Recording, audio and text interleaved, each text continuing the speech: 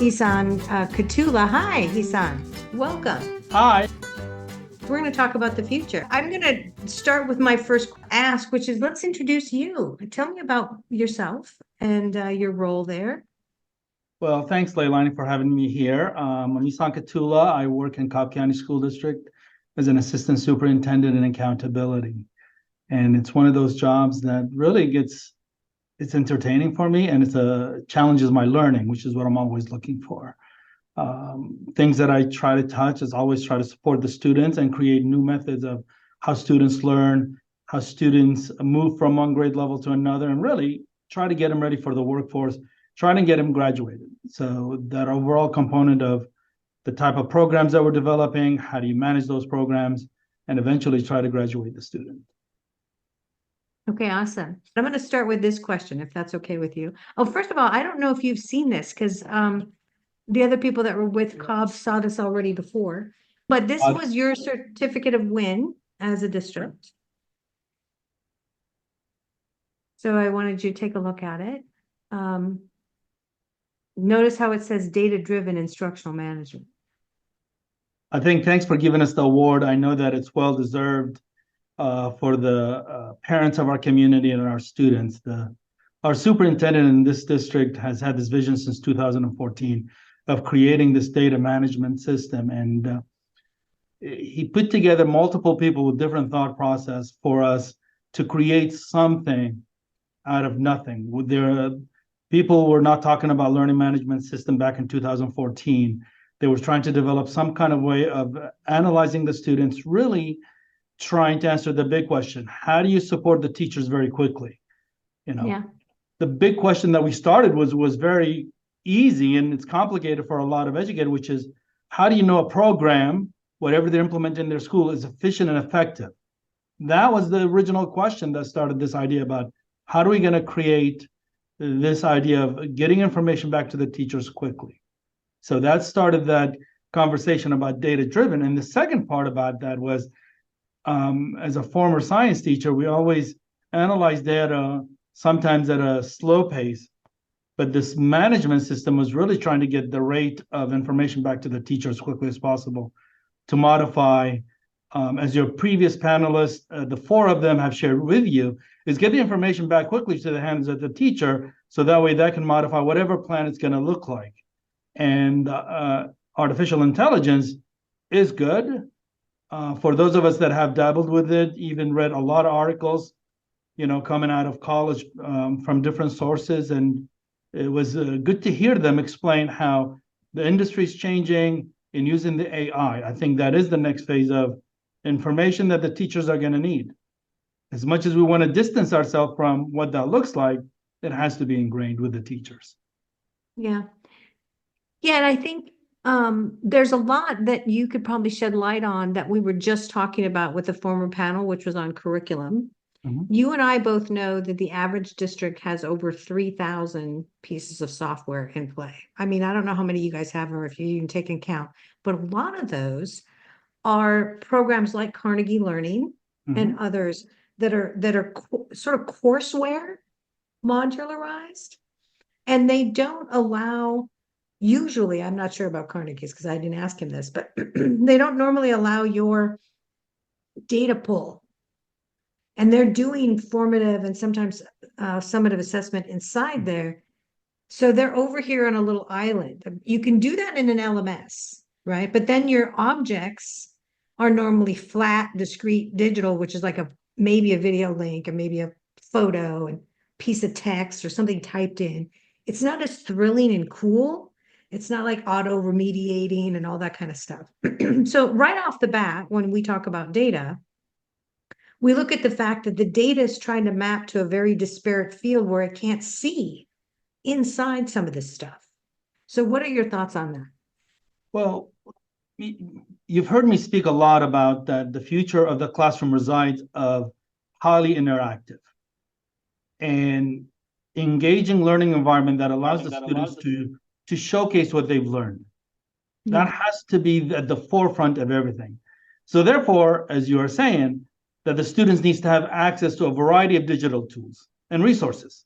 It can't be a singularity, but at the same time, it can be multitude, be it in the 100,000, because there they just lose disinterest and then they get confused easily.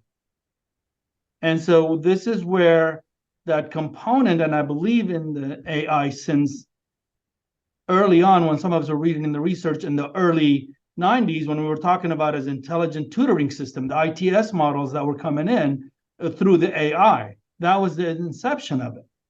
So when they start taking that idea and bring it into the field of education, it wasn't easy.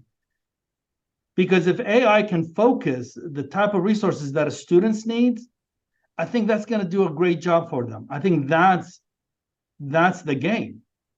Yeah. Yeah, I totally agree with you. So we're talking about the future. So since I'm missing my two other panelists right now, it's going to be you and I. I know we can fill up the hour, but what I also want to do is ask anybody else that's on the line right now to give your little hand raise. There's a way to raise your hand on your panel. If you want to be joined in order to say what you think about the future, which is going to be my first question. If you want to raise your hand, we're going to unmute you and allow you to join.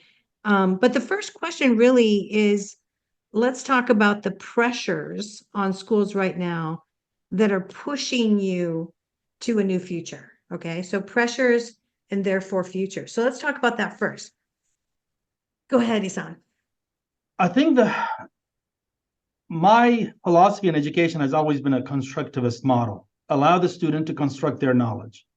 And so because of that, you have to start with allowing the students to do independent exploratory behavior, whatever that's going to look like. And that should start eliciting information about their student goals and student plans. That initiates what needs that they have. Because in a school district, in a large district, across one state, across countries, there's a lot of characteristics of students that AI can probe but cannot solve. And to me, those characteristics can be brought out in the forefront as the students begin to do this independent exploratory through them learning whatever concepts they're trying to learn. Yeah. But what are the pressures there behind that? Because we talked earlier about the fact that there's a teacher shortage that's huge. There's massive absenteeism. The average inner city district particularly has lost at least 20% of their kids to attrition. They went somewhere, we don't know where. A lot of it's in homeschooling. The fastest growing movement in the country, it's growing at a rate of 51 to 60 some percent annually. Like homeschooling's off the charts growth. And there's a reason for that. And then there's other pressures, right? Like you gotta try to use AI, you gotta try to do this, you gotta try to do that. You're this is failing or that's failing. There's just pressures, right? You're talking about a pressure that is at the learning level, but what about the bigger pressures? Where is that driving Cobb and the future? What do you think? I think one of the biggest pressure that happens is the ability for teachers to be coached in a model where they can support their students. One of your panelists referenced that if there's going to be misconceptions that are going to be presented and the teacher's not prepared, that's the game. If they're not prepared, where's the coaching component of it? That's the pressure that the new coaching is going to have to look different. It can't be the same. And Mr. Saeed even said it, that the type of teachers that are being produced at the university has to change. So therefore, the education system of coaching and preparation comes into play in the future. That is the pressure cooker. Because if a first-year teacher is not enabling the students to learn by themselves, independent learning, support type of learning, there's going to be a lot of failure where that student is going to lack the knowledge to move forward. Yeah, so you're contesting the future as not necessarily being whole group always oriented. No, it can't be whole group oriented. It has to adjust to the student's individualized curriculum over time. Bring in their best, try to develop it, whatever it is, that has to be the starting point. And then their critical thinking skills eventually should catch up to them. Yeah, and I totally agree with that. And I really think that the mood of the nation is 100% individualized. Oh, I'm 2 grades behind my peers in math, but I'm ahead of them in language, and no one really cares. They're just going to give me more time in math right now, and I'm going to have less time in language, and I don't get to do my extracurricular activity until I get caught up, kind of a thing. I think that that's very real to people. It's real because you can get a cold box of ice cream your front doorstep from Amazon in most major cities from ordering it an hour earlier while you're at the game with your kids. Like you get on your little mobile app and you order it, it's there on your front doorstep ready to go when you get home. That's the level of custom deliver it with laser precision they're expecting. So this whole group thing is it's really it's like the last bastion of whole groupness, manufacturing orientation left in any part of our whole all industries. I mean, you don't do that when you go to the doctor. Everybody with a heart condition over here, everybody with a diabetes over there, they don't do that, right? It's all like one-to-one, and they've got it perfected where the teacher, the doctor in correlation on their side, is surrounded by this, huge administration of, administrators and nurses and blah, blah, blah, blah, and all this interaction occurs. And then the doctor swoops in, he's with you for like 2 minutes, diagnoses everything and swoops out, right? I don't know why we can't get that in education, where our teachers are as perfected for teaching. I mean, sometimes they're going to want to lecture still, right? Sometimes they're going to want to do an hour-long discussion about a chapter, or a hands-on project. That's fine, but not all the time, right? That's not what they do right now. They are the talent, like in the media world, like a TV personality, we call them the talent, and like everybody fawns over them. That's what a teacher really should be. Why are they doing all this other work, right? So what are your comments on that? Well, I think in the simplest form, what is a classroom going to look like in the future, in my opinion? Yeah, Is it going to be in a room or some type of a project room? What is that going to look like? It comes with the idea that the resources that are spent, it's that idea that you were saying earlier, what does it look like across the country? We're becoming a generation of where the resources are spent for people to passively get information. That's what's happening right now, in my thoughts. As they get passively, they get it from this entity, as you were saying. They can get it from Amazon. They can get it from friends, or they can get it from their professors. So I always start thinking about, are we heading to a world where getting the information passively, is that a form of learning? And is learning in this virtual reality using the AI better than instructional video, better than the format that is being created? To me, that is not what we're going for, because there's that component. We want to be able to move. We're humans. We have to be able to move. And so that's the conundrum that I see with us as a nation, is the ability for us to have this classroom that is very, very passive, that does not involve other actions that are needed for learning. Yeah, and I completely agree with you. Now, I don't know if you saw what we talked about much earlier. Maybe I can go back to that slide to be able to share it with you. But we think that the future looks like the difference between what you do that's asynchronous versus what you do synchronous. Because what we learned during the pandemic, and I think this is going to shape the future in a really big way, because we learned a lot that people don't really recognize yet from the pandemic. That is this: 50% of the kids curled up in a ball and learned nothing for almost 3 years. The other 50% did fantastically well. If you probably broke that down into all the shades of gray for both sides, 50 here, 50 there, you have the human condition in learning. We are not all the same. There's a huge curve of difference. Some people absolutely have to have the social energy around them of other students in order to inject them with enough enthusiasm, or whatever it is, we don't know, right? Maybe I'm misnaming it that way, in order to get them to focus and then learn something, right? They're learning through the socialness of it all. And then other people actually have to have a teacher. They have no individual agency. They have to be like literally told, put your eyes on the paper, right? Like, other kids are like, this is fun. And they go off and learn everything themselves on YouTube, right? They're like, what? They just gave themselves a PhD. It's amazing, right? So we have all those conditions in between. So one of the things I think we can say very definitively, and I want you to comment on this for the future, is that we'll always have schools. The look of them in terms of how much human interaction, how much synchronous versus asynchronous is going to change. Because we learned that from the pandemic, we don't all need to be together all the time to learn. Would you agree with that? I would agree with that statement 100%. Schooling is different for every single child. In I would I went to an education system here in the United States in fifth grade. So I was in another country that basically standardized what you were going to be early on in education. You had three choices, either go into the education, military, or agriculture. And they knew that. I think the idea for bringing it to the present, mind you now, 40 years later, is the ability to use an AI to decide what kind of schooling a student will have. And the only way that's going to happen is to allow the AI to assess students on a continual basis. Not over testing. I'm not talking about over testing. Is allow a student to be assessed through this generative AI they were talking about, probably starting at pre-K. I know some people want to do a little bit earlier. Start at a pre-K and let the curriculum start being designed by AI. That's the type of new schooling for the future. And realizing that what are the strengths as you're talking about? The strength of one child is that I do not need a person in front of me. I can go through this. But through these type of AI assessments, what you will have is that this is the model of learning that I need to have. And I think we're getting there, that the AI can really create an active, what I would call a learner profile based on these AI.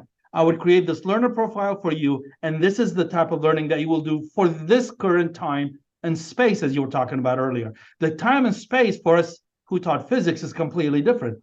The time and space could be a moment, or it could be the full year that the child has entered kindergarten.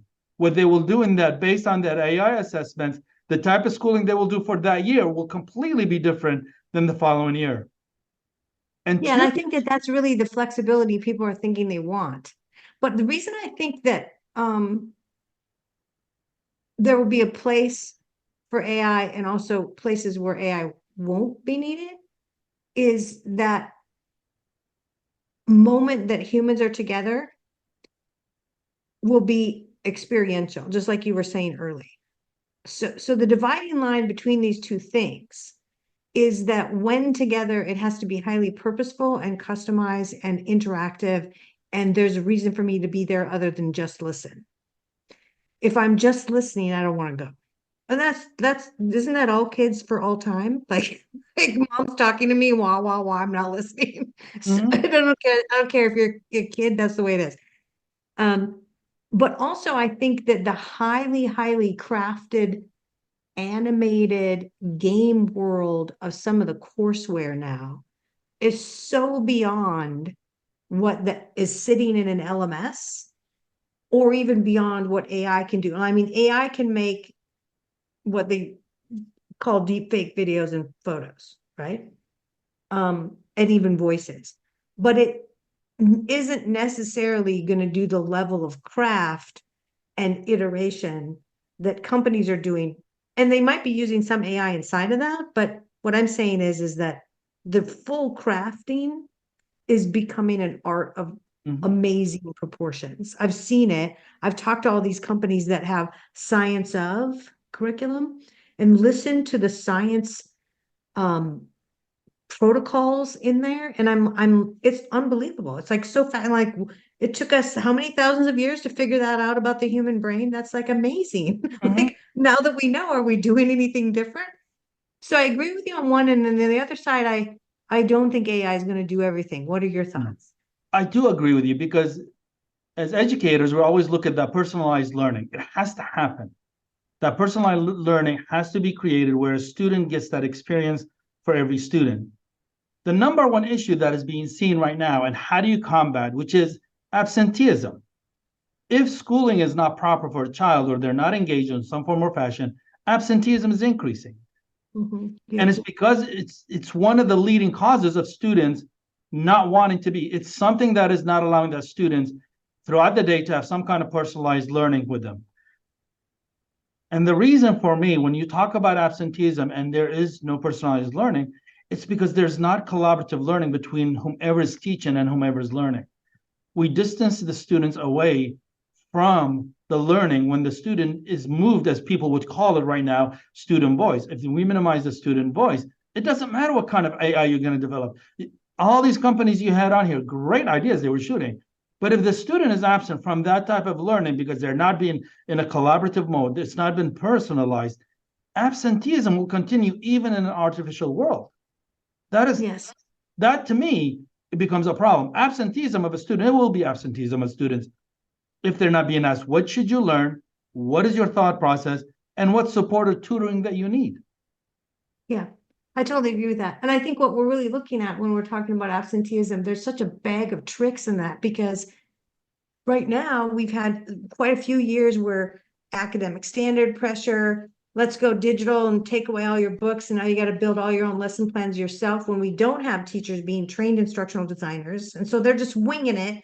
And it added so much work to them that they're just overwhelmed. And then we tell them on top of that, you got to personalize for every single student while you're still leading the sheep, the whole group at once in the same direction. It's just it's not a human job. And so the dissection, and I like what you guys did with data, the dissection of the role into its parts that you could take off the teacher has been my primary focus since the start of the pandemic. What can you take off? Like, for example, why are they in the same classroom all the time? Let the kids go to the homeroom to do the asynchronous study, and the teacher only does the live parts. That's it, right? Why is she doing everything, or he, right? That's just ridiculous. So anyway, so that's really been my attention is like, why are they overwhelmed? Why are they quitting? Why is the absenteeism high? Well, they can't give them attention, Ehsan, because they don't have any more attention units left. It's just that overwhelming. What are your thoughts on that?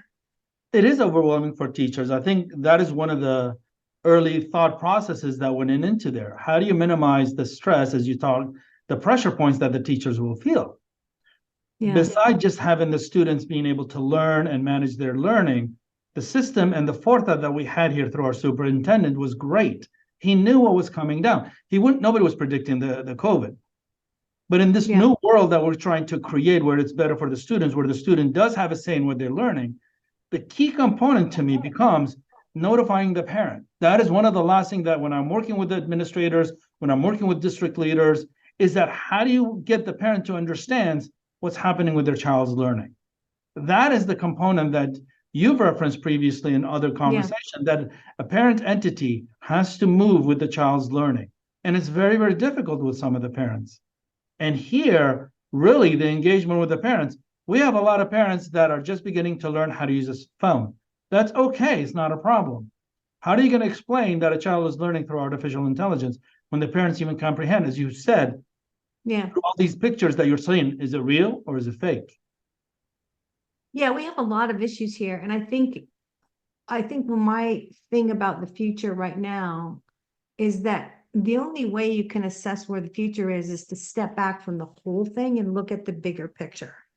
What are other industries doing? Because you just touched on the fact that there's a customer service aspect of this, right? First, it started with customer service all the way down to personalization for the student, but now we're involving parents who like in the earlier data I shared in the morning briefing, the number one thing that's happening with parents is now is they're coming in and going, they're questioning your curriculum. They're questioning everything you do. It's the nature of this population of people. They're out. If they don't get their way and they don't understand why it's not totally transparent and you're not giving them something right on their mobile phone every day, they're out because they get that everywhere else.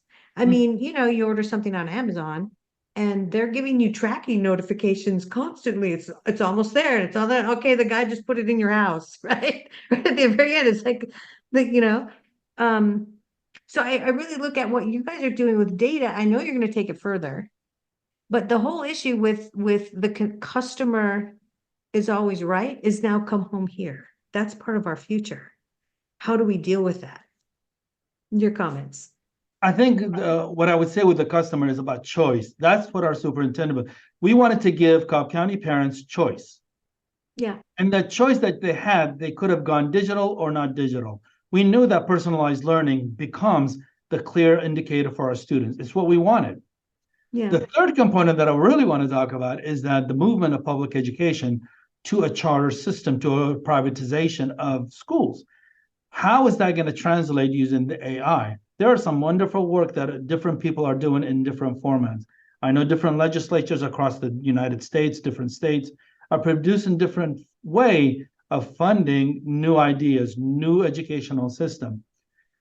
really, I think as a public entity and a public institution, and I've been in public education now for 23 years, is that the movement has to give parents the choice. When parent is given a choice of how that child is learning, they're not going to take him anywhere else. They love their choice. They love that this is what we're giving him, that the parent wants to learn. This is the type of curriculum. This is the format of the curriculum. You're going to inform us about that. There are parents, and as much as we'd like to increase that number, there are parents that are walking the journey of learning with their children. And I think as new forms of learning for children are occurring, the more embedded some of the parents will be with their child's movement. Yeah, I would be cautious though about that because I think choice is fracturing further. So when I think about choice, remember the original choice was you can choose your courses or which hour you have Mrs. Smith for history. That was the original choice, right? So there's the creation of tracks. So you could have different, you could be with your boyfriend the first period rather than he's in the sixth period and you're in the first period. And then there was choice of, are you going to be online or are you going to be, or it was private or public. And then the choice became charter private public. And then the choice became charter private public online. And then the choice became way more homeschooling because it's all automated. And I think the choice issue is going to actually go below the big choices into the smaller choices in the future, such that maybe, and I've heard this was happening in California already about 5 years ago, because our daughters were part of this whole movement, but you could go to with an online school, but then you fulfilled your physical education activity by joining the local ballet club or the whatever club for karate. Your extracurricular credits were things that you did almost as a homeschooler, right? Mm-hmm. So in other words, you enter this network matrix that becomes part of the overall choice. And so I think that when you look at a school day, like I think you said this earlier, or maybe that was Dr. Syed, 8 to 3. Maybe it's not 8 to 3, it's 4 hours, and the rest is an off-grid experience. It's almost personally, maybe you only do core with this school, right? And that's your choice. And I think that the public schools are going to have to start fighting for that, because fighting to have all the time may get them none. Does that make sense? So where do you see choice fracturing that way too in the future? I think they're always, the predictors are very difficult in affecting education. But ultimately, the parent is going to have to be educated in the system of their child's learning. I think the more ingrained and more engrossed and more ability for the parents to understand what's happening to their child, to me, that is giving them an opportunity to minimize the fracture of choice. It is difficult that choice cannot be for all, because we know that parents that are not in tune with the issues that are happening in the school will make the wrong choice. And then the student is going to regress in their learning. That is more hurtful to a teacher. That's more hurtful to the student, more hurtful to the parent when that happens. But if there's a request and we look at it from the entities that we hear from our population here in Cobb, and we're over 108,000 students. So this is a big, large district here. And the ability for us to showcase that, it is the ability to work with our communities, being able to work with our private schools, working with the homeschools and say to them, this is what we can offer you if you cannot offer it. Yeah, and I want to talk a little bit more about that ideology on choice. When I look at the future, when I think about choice, one of the things driving parents away right now so much is the monolithic thinking of what you're offering. Okay, now like you and I both know, you're offering some customization within the parameters of the sort of manufacturing model, right? Like there's a course. And then the course is executed at the teaching level with some policy directives on things that might be socially controversial. And those are executed district-wide. I think when I'm talking about choice, I'm talking about options on those issues. So you could honestly say, your child can opt out of this issue within this course, right? And in fact, it's a whole secondary course taught by a different teacher, right?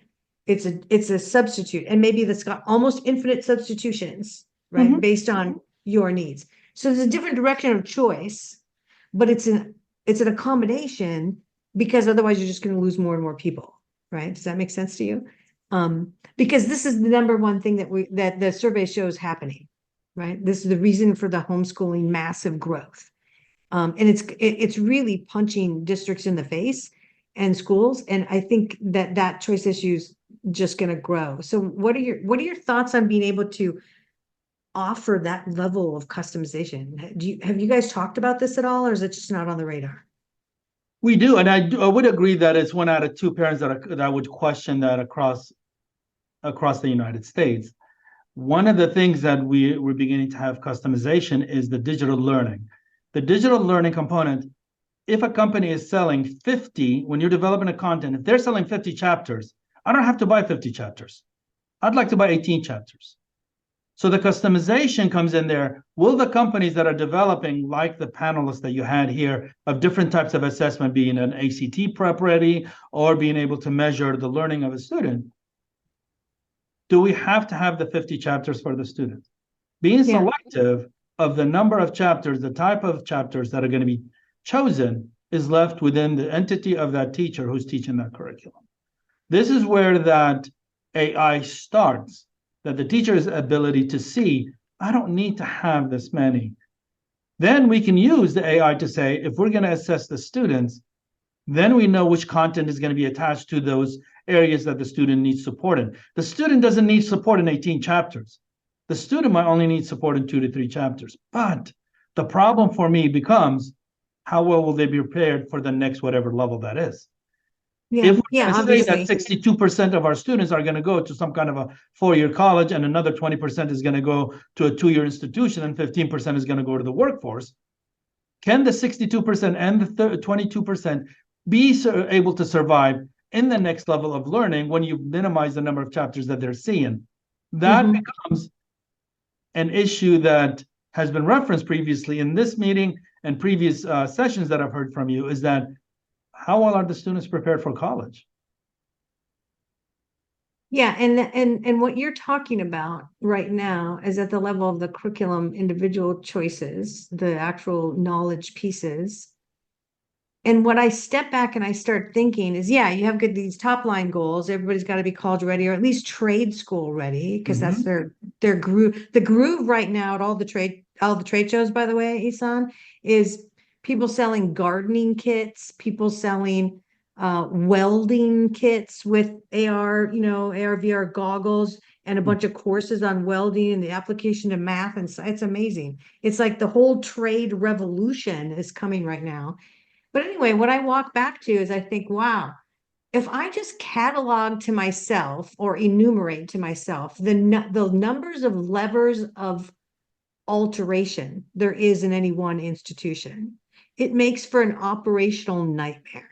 I'm just saying, right? Like, if I say as an institution, all sixth graders in math, all sixth grade math teachers across my, 87 schools in my district can all, these are the top line things we want from a pacing guide. And here's our systems and our analytics take in, and da, da, da, da, da. But under this hood, you guys are all on your own, do what you want, but you only get 16 chapters. So I've got a lever of the number of chapters. I also have a lever of how they're going to teach around it. I've got a lever of their timing of it. I've got all these levers of what they might say over the top of those chapters that are all wild cards. And what I think is going to happen is the future is people want less wild cards and they want a definitive answer. What am I going to get with this piece? Right. And the problem is that operationally, that's a nightmare for schools. Right. You can't do it. It's too many moving parts. I mean, there's just the number of moving parts in any one school is mind boggling to me. I don't even know how you guys do it. So what's your comments on that? Well, I would agree with you. I love the way you were doing your hands like this. And in physics, every time you do hands, we say that you're adding pressure. And so going back Yeah. to the point of pressure for us, it goes back to the ability for us. Are we allowing the teachers the flexibility to do what they're seeing? The Yeah, but student what I'm saying is population is maybe they changing. don't want, maybe you don't need to do that. There's things where you don't need to, because then you lose operational continuity. So, Right. so these two things fight with each other. They do. And this is where I think one of the issues that you have, as you're saying there, the idea, I'm surprised it's not on there, is the ability for retention, for teacher retention. When you've got two entities that are touching each other, you're going to create, and I saw it earlier, you're going to create a big heat wave where the pressure is not going to be able to be tolerated. So the teacher is going to start questioning the format and the ability for them to maintain what they're teaching. And it becomes difficult of, will we be able to retain the teachers? Because that relationship that you're looking for will transfer. If we are able to use some kind of, as I always go back to that learning profiles, is the ability for the teachers to have an input of what's happening in their classroom, to have an input. And really, when people talk about the school strategic plan, if the teachers are not involved in the school strategic plan, then they really start minimizing their ownness of specific grade level. In this instance, you're talking about 5th grade or 6th grade. For them, if there's not transferring or transforming that strategic plan into an actionable format, the strengthening of teacher retention begins to be minimized. Those strategies that we implement for teacher retention begins to change, because in themselves, they're not taking into consideration the heated component where the teachers' pressures continue. Yeah, and this is one of the reasons why, and you can see what the pressures are for recruiting teachers, recruiting other staff right here. But this is also why, if I was in that environment, it's like we all say we want to give the teacher more empowerment, but we're not asking for what exactly. And I think we have to start asking that question in the future. We have to ask the question, what do you really mean by asking, by they need all this flexibility? Because there's certain things that maybe we take away as overly flexible and harming us as an institutional operation, and others we give even more, right? Like maybe we're not doing that. I think the best tool that you can give a teacher is for them the flexibility to assess student knowledge. That's what they need. When they have autonomy over that, that becomes an engagement with that student learning. It doesn't matter at what level, the type of background the student is getting. That has to be at the flexibility where the teacher is given time to be able to assess that student, being able to gather the information. And the pace of it is just, the students change just because of the information that is available to them. But the student body, the student mentality does not change. They're still going to be teenagers of 2020 is going to be the same teenager as in 1988 and 1958. They're teenagers. They exist between this age. They're going to be hormonal. It's going to be a physiological part hasn't changed. We're not evolving in 2034. We're not evolving. But the way we get to the truth about the student learning has to reside with the teacher's flexibility to know what's happening with those students. Yeah, I completely agree with you. And I think we're about ready to wrap up here. So I'm going to go down to our final slide so people can get a hold of us.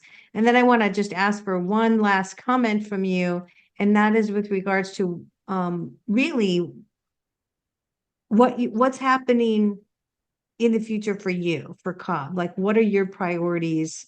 We heard from the other two gals earlier today, but if you look at the immediate future, where's your attention? The number one attention that we're pushing for is that competency-based education. That has to become at the forefront. You know, the focus should be on mastery rather than how many hours a student sits in the classroom. That's the next phase that I think that different guests that you had talked about, how to analyze it, where to find it. When we move away that you need 87 days, 130 hours for you to learn a content matter, that is just antiquated. Go after competency, allow the students to move. And people say, I talk fast and I move fast. And it's because the ability for us to learn and engage with the students has to be based on what they know, how competent they are, and what do we give them to increase their competency base. So that's where my thought process is. Yeah, I like this. But you know, if we went back 20 years right now to this conversation, people would think we were crazy, right? What we were talking about today, because there's just been so much change, and that we're actually at the point where we're talking about changing how we use time, changing how we use space, maybe changing how teachers are to unburden them and elevate their teacherness rather than make them do all the crazy things that they shouldn't have to do, using data, going after competency and personalizing learning for every single student. I mean, back in the day, it was like, no, sit down and be quiet and do your thing with all the other 60 kids, like it was just that way. And now we're crazy. But this was fun. So I want to thank you very Thank much you. for your time, Dr. Kattoula. You're fascinating to talk to. And I'm thrilled that you're with us today. Thank you so much. And thank you for being a winner. Thank everybody else at Cobb. I love you guys. So I'm coming back out there in Atlanta later this spring, and I hope to see you. So I'll be there, and thank you again. Thank you, LeiLani. Thank you, Doug. I appreciate you guys with the invitation. And Cobb County does thank you for that award. Thank you, Yeah. Ehsan. Thank you. Thank you. All right. So anybody that's still on, if you want to take a look at the final screen, that's who you contact for your certificates. If you didn't get your certificate yet, your badge, your copy of the slides. If you want a copy of all these early briefing slides, you can get them. No problem at all. We will be talking about them a lot on the road. So if we're coming to a city near you, like we are with Ehsan, then come and there's actually more to the briefing. We couldn't spit it all in today from our national survey. So there'll be new data points in there that you didn't get to hear today if you come to one of the regional events. So thank you again. At this point, I'm going to release everyone into the wild 2 minutes early. So you have to run around and do jumping jacks for 2 minutes to catch up for all the sitting that you've been doing all day today. Thank you for being with us very much. This is LeiLani Cauthen over and out from the Learning Council. Till next time, see you then. Thank you very much. Bye, everyone.